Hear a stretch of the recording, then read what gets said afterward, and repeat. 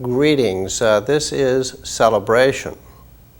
My name is John Savers. I'm your host, and today we'll continue with our recent series, Jews and Their Culture. Now, for those of you new to Celebration, this is a program which looks at peoples and their cultures and tries to gain a better understanding of what makes that culture tick. Now, in doing so, we go to usual sources, references, and so forth. And we also are not afraid to go to the lesser-known vehicles. We try to bring in as many authoritative figures as we can, and we also bring in people from both sides of the question, so to speak, that is, non-Jews as well as Jews, to make observations. In the process, we feel that we're getting closer to the truth, and we feel that we're rounding out the picture, and as such, we see ourselves as educational. Now, it is true that not everyone who is part of a culture is enthusiastic about people observing perhaps the negative as well as the positive. We have stated in the past that in regard to Jews and their culture, we have sort of taken what might be called judicial notice of much of the good which has been presented in networks and major media and so forth, entertainments of all kinds. And we will, of course, at one point take a look at this particular area, which has often offered a lot of positive things, especially if one appreciates humor. But at any rate, today is a day we'll continue in pretty much the vein we have in the past. Now, we have looked at this question, this culture, from the point of view of the flesh, and we are presently looking at this culture from the very important area of thought, important thoughts within the culture, which conveys quite a lot, I think, about the culture. Now, in doing this, we're very humble in regard to our own personal limitations. We approach the learned sages with fear and trembling, as it were, and often leave them to present their deep thoughts for those people to peruse, to contemplate, and to understand in so much as they can. We're going in this route again, folks. The water may be quite deep, so don your life preservers. Here we go. It is said that no one should study Kabbalah until he's 40 years old. This is one of the many misleading myths that have grown up about the subject over the centuries. One of the greatest, Rabbi Isaac Luria, died before he was 40, having studied Kabbalah since his youth. And in the Western esoteric tradition, Johannes Reuchlin, a perceptive Christian scholar, published the first book on Kabbalah by a non-Jew at 39 in 1494.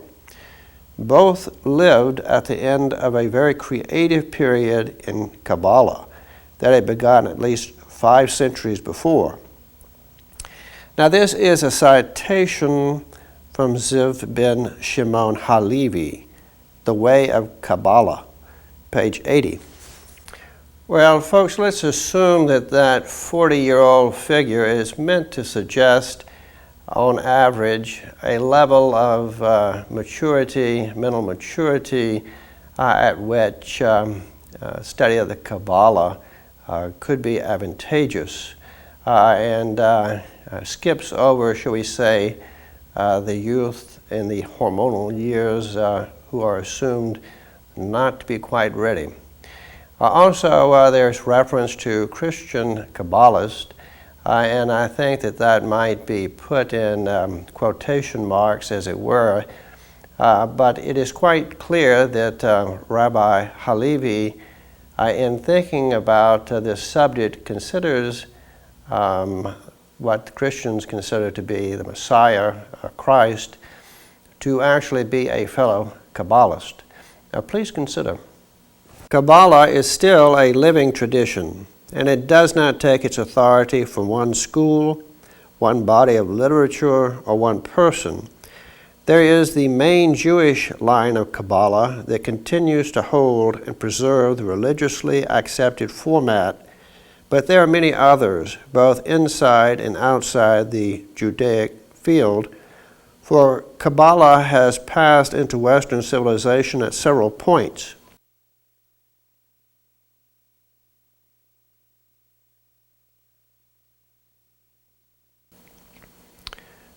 The first was through one of the greatest Kabbalists, Joshua ben Miriam, better known as Jesus, son of Mary, whose teaching is permeated with its terms and precepts. His Lord's Prayer, when set on the Sephirotic tree, is a prime example, and it may be read from either end of the tree's lightning flash with considerable illumination. This is a citation from Ziv ben Shimon Halevi, The Way of Kabbalah, page 81. Well, I personally don't accept the interpretation of Yeshua as being a Kabbalist. However, we do assume that Jews who do are also Jews who take a view which is rather brotherly toward Yeshua, also known as Jesus, and view him basically as someone who went somewhat astray, apostate in his theological views, but nevertheless basically one of them. So on that basis, there is also reason to assume that if Yeshua, aka Jesus, was a Kabbalist, then perhaps maybe his disciples were also. Please consider. The second input came from St. Paul, who was trained by a major Kabbalist of his time, Rabbi Gamaliel, mentioned in the Acts of the Apostles. This is a citation again from Ziv ben Shimon Halevi, The Way of Kabbalah, page 81. Now, to Christians who may be viewing this particular program, I do want to say that I don't want to be the occasion for what might be called wandering on their part. Let the Jews wander and let the Christians be sound. But let's pursue this a little further. The third and later impulses into Western esotericism came in the Middle Ages and Renaissance through scholars, intellectuals, and mystics such as Pico della Mirandola, Reuchlin, Risebrook, and Flood, not to mention several Jewish apostates who projected Kabbalah into the European scene with such power that the intelligentsia of Christendom were for a while almost obsessed with the subject. Fortunately, the fashionable aspect waned, and Kabbalah became only the interest of individuals and societies like the Rosicrucians, who were devoted to helping people develop themselves spiritually. This, of course, is the prime aim of Kabbalah, and anyone who practices it in earnest is a Kabbalist, whether he be Gentile or Jew. The teaching in any time, place, or form is concerned with the whole of mankind.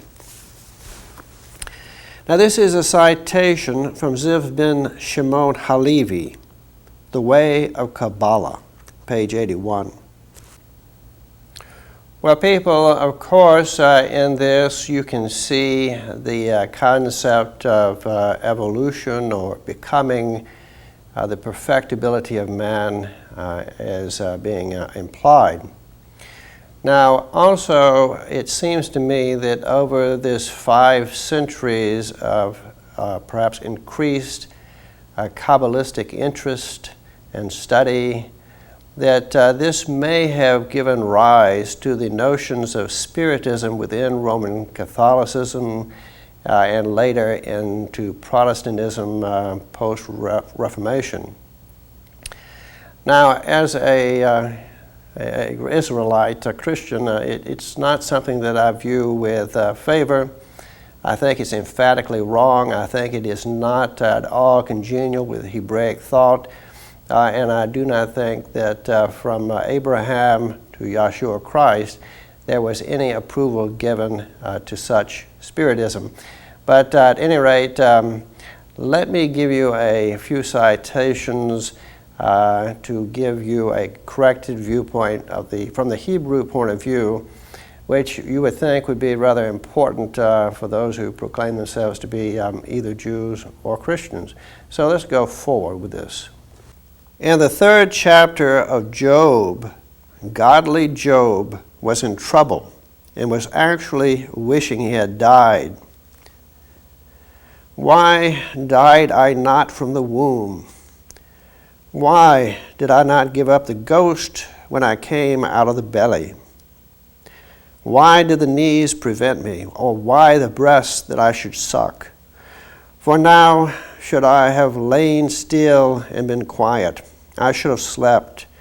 Then had I been at rest with kings and counselors of the earth, which built desolate places for themselves, or with princes that had gold, who filled their houses with silver, or as an hidden, untimely birth I had not been, as infants which never saw light.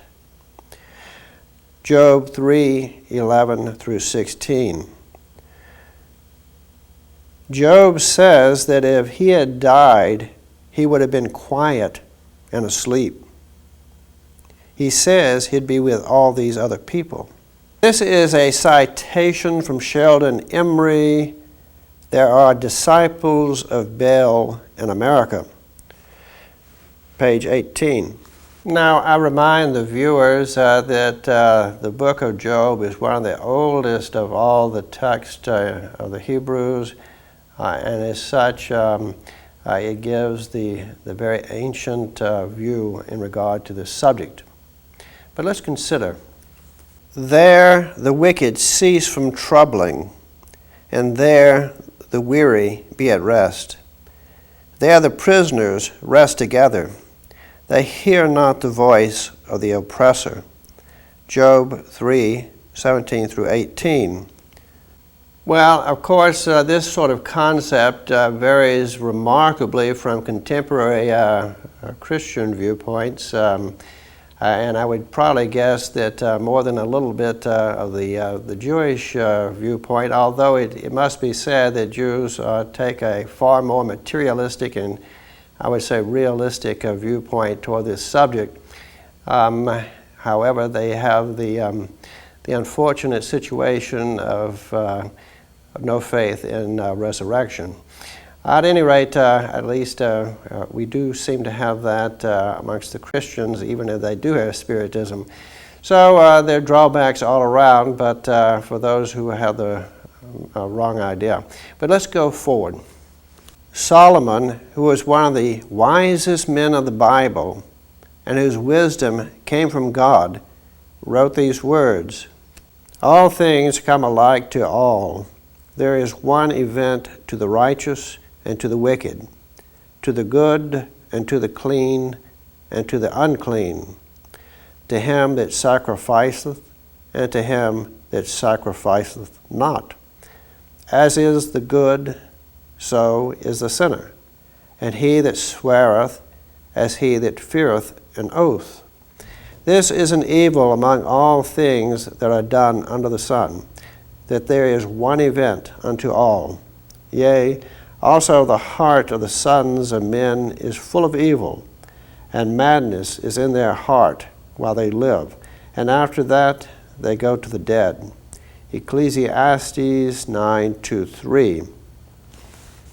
So people, it appears that in Scripture there is only one place in which the equality of mankind is stated, and that is the grave, the pit, hell. And of course, in using the word hell, I refer only to the pit, the grave. There is no mention of any other kind of existence.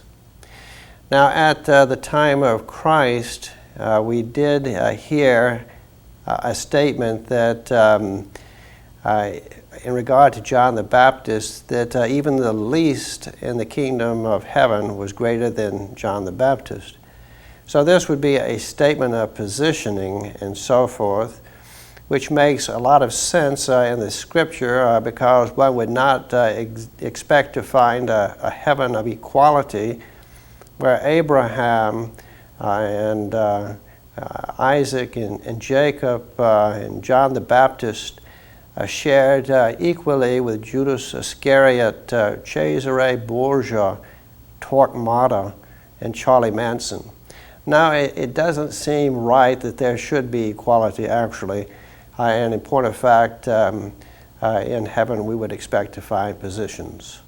After all, the word Israel is ruling with God. Israel ruling as a prince, ruling with God, or God ruling through this prince. So we don't see the final glory as being a glory which is equal or characterized by equality. Equality in the Scriptures has always been associated with the serpent and the ye can be as gods concept. But let's go forward. All people die, sinners and the saints alike, good and bad. He continues, meaning Solomon, for to him that is joined to all the living there is hope, for a living dog is better than a dead lion. For the living know that they shall die, but the dead know not anything, neither have they any more a reward, for the memory of them is forgotten. Ecclesiastes 9:4-5. The dead know not anything. This is Solomon writing. This is a citation from Sheldon Emery. There are disciples of Baal in America, page 19. Furthermore, and in the same vein, Solomon writes the following. Their love and their hatred and their envy is now perished. Neither have they any more a portion forever in anything that is done under the sun. Ecclesiastes 9:6. Again, this is a citation from Sheldon Emery. There are disciples of Baal in America, page 19. Think about this, folks. Now, of course, it's not really a problem, I think, for Jewish viewers. Perhaps, generally speaking, at any rate. But it does seem to be a problem amongst many Christians, and it is something which is a curiosity, perhaps at this point in time, just to sort of illustrate this curiosity in as much as it may find some home also within Jewry.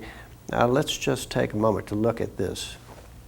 I have a pamphlet entitled Hell, What the Bible Says About It.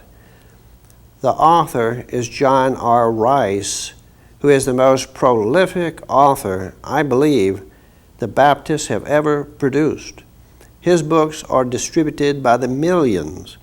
He is a Baptist, and every Baptist church in America distributes these pamphlets. I assume the Baptists approve his story about what's in hell. Read what John R. Rice says about hell. Is God fair to keep a man forever in hell for the sins of his life? That is an intelligent question, and there is an intelligent answer.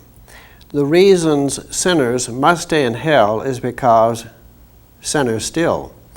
Hell is not only a place of punishment for sin, it is a place where sin continues.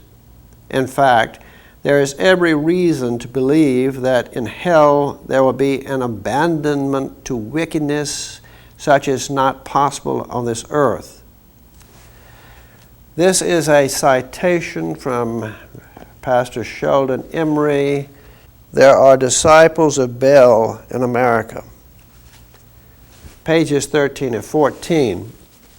Now it goes without saying that such nonsense as this help to propel people who are weak into fleshly sins, thinking that the worst that can happen to them is that they'll suffer more of it when they die. They'll be able to do more of the things they like to do, and if sinning is the thing they like to do best, of course, what could be a better place for them than hell? Well, such lines of thinking, of course, exclude what is normally considered just and right behavior. And such people say, well, you know, in hell there may be some pain or other, I don't know, but I'm a pretty tough guy or gal, and I can take it as long as I can continue sinning. So there you have it. And of course, the Baptists are not the only people who teach something of this same sort. However, it does not seem to be proper exegesis, and if we return, I think, to the Hebrew guides, the Israelites, I think would be well served. Let's hear more of what Solomon has to say on this subject. Whatsoever thy hand findeth to do, do it with thy might, for there is no work, nor device, nor knowledge, nor wisdom in the grave whither thou goest. Ecclesiastes 9:10.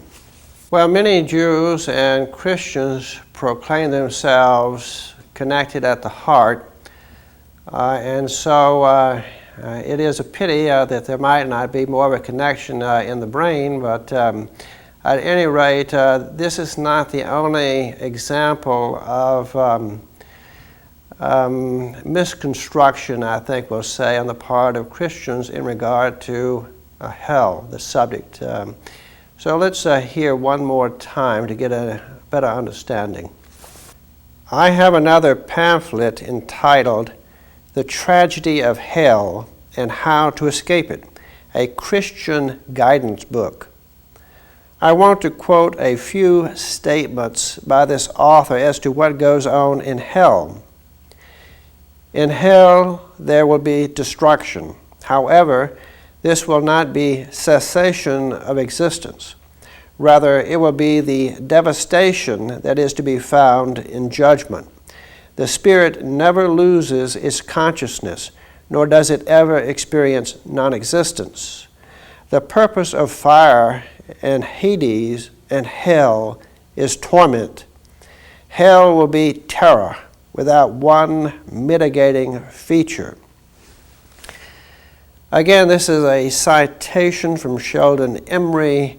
There are disciples of Baal in America, page 20. Please note in that last citation where the claim was that the spirit never loses consciousness nor suffers non-existence. This is rather typical and absolutely incorrect also. To kind of get an idea, I think, of this particular subject matter, if one considers the body to be like a light bulb and the gift of life from the Almighty, the ever-living, to be like electricity, the two together produce light, which is the soul. If you remove either the bulb or the electricity, there is no more light or soul. So I think that we should look at this matter something like in that example. Now, we do also, at least as Christians, believe that the resurrected Christ provided the promise of our own resurrection. That is, of the connection again of body and electricity, so to speak, and the light, which is the soul. Now, it should be reason that some Jews look for a Messiah in the future to do more or less the same. And Paul, who it was noted earlier by Rabbi Halevi, was trained by Rabbi Gamaliel, must also have had the same idea, for he said if Christ did not resurrect, they will all perished, and any line of behavior which is reasonable and fruitful is good, whether it be wine, women, and song, or any other kind of devotion in life. But at any rate, we do have a biblical citation to continue in this look at exactly what is meant by death and hell, according to the Hebrew point of view. So let's do that. We read in Psalms 6, "Return, O Lord, Yahweh, deliver my soul.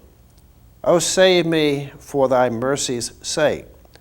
For in death there is no remembrance of thee. In the grave who shall give thee thanks?" Psalm 6, 4, 5. Again, this is a citation from Sheldon Emery. There are disciples of Bel in America, page 20. We perceive the resurrection for humans to be something like what a child maybe experiences when asleep, dreamless, and they hear, or he or she hears the voice of a parent, perhaps something like this: "Mary, it's time," in which case it's time for judgment. Well, that's it, folks. So wrap. We're out of time again. This is Celebration. My name is John Savers. I'm your host. I appreciate your tuning in. I hope to see you again next time.